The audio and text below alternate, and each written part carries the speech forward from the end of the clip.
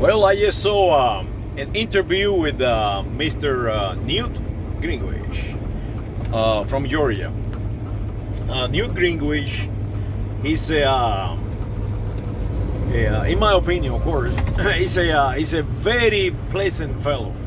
I met Newt Gingrich in the early 80s or mid 80s. I cannot remember the year, but it was the year. It was just a few weeks before he became the Speaker of the House.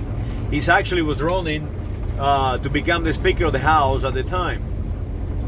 And the reason I met him was because at the time I was flying out of Griffin Airport in Georgia. I was flying airplanes up there, and the FAA issued a mandate about the utilization of Mode C transponders.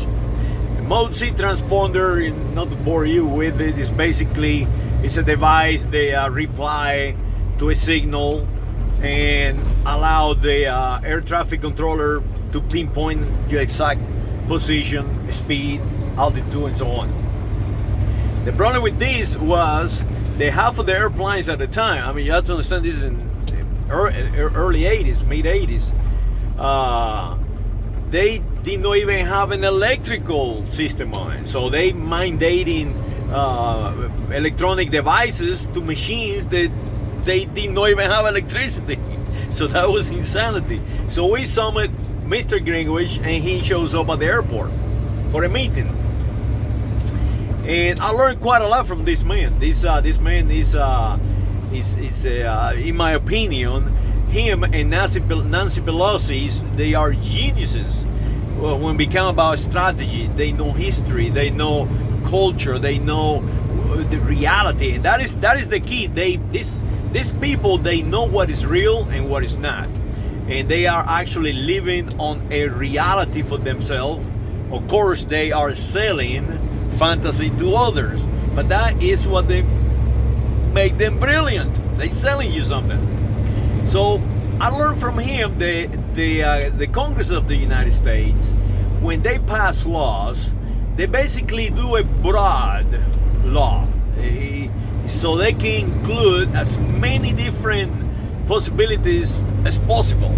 Basically, they are not really passing laws. They're just telling you, giving an idea, a suggestion on how to go about it, and then they allow the institutions to pass the regulations and enforce regulations.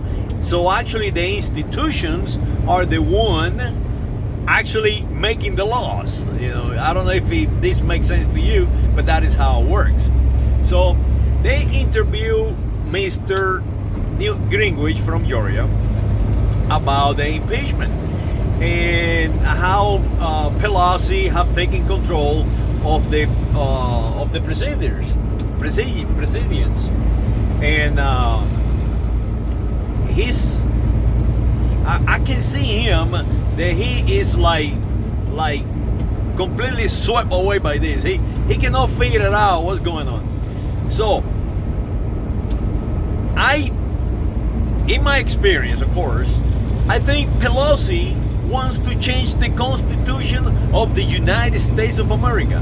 And I don't know if that is good or bad, but I think it's brilliant, because she continued to say, I'm holding these procedures because the founding fathers never expected to have a rogue president.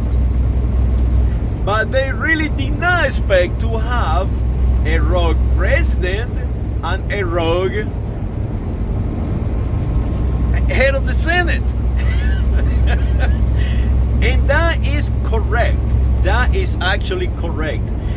Mich McConnell, this guy, I mean, you have to analyze what these people are doing. And I mentioned the FAA because the simple reason is that Mich McConnell's wife, she was or is the head of the DOT, the United States of America DOT.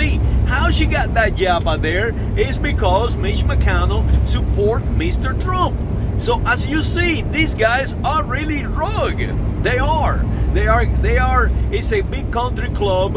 All these political parties, big country clubs, starting from the Greenwich, Neil Greenwich, and Miss Pelosi.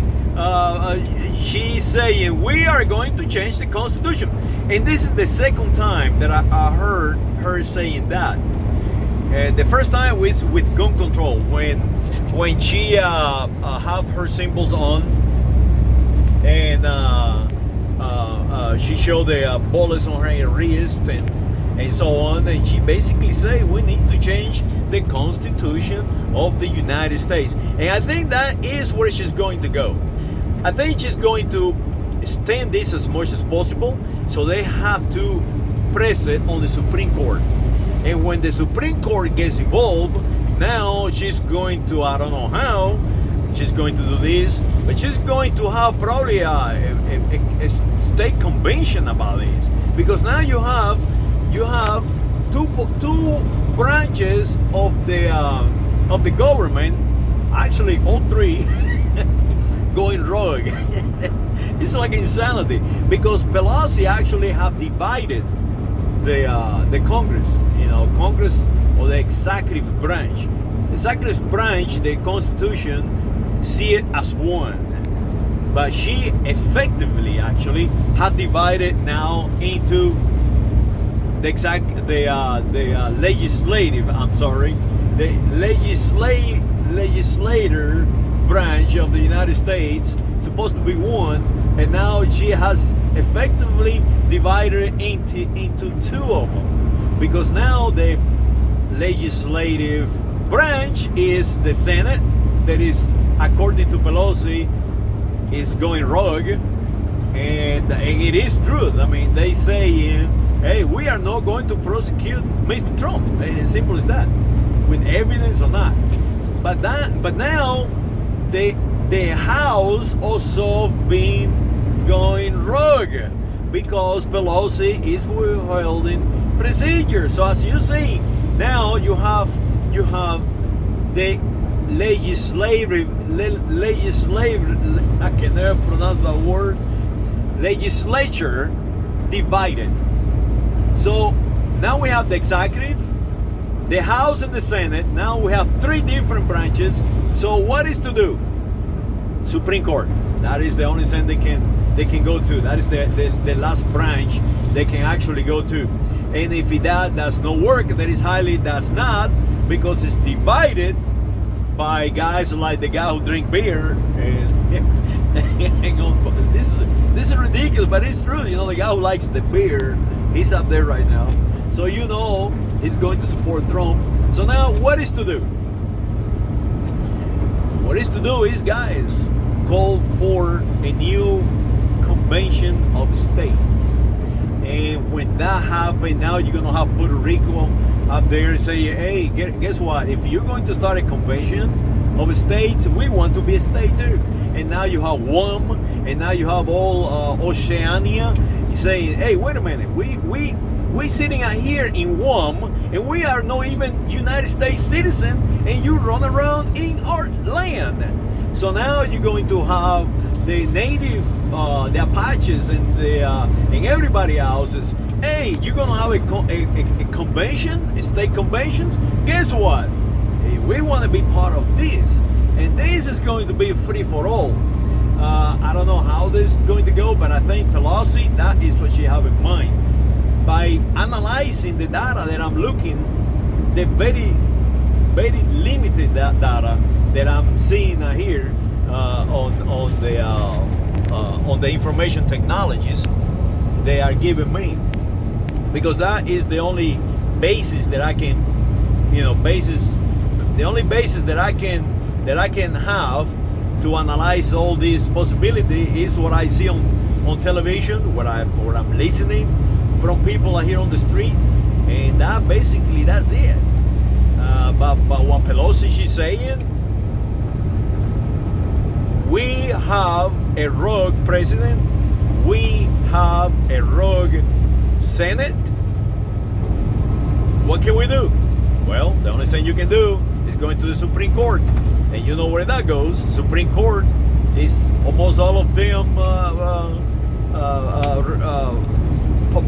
political partitions too. So there is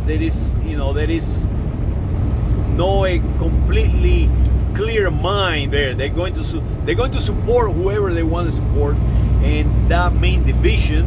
So the only thing to do is just a convention of the United States of America states and rewrite the Constitution or come out with some kind of agreement to continue this private party governing system.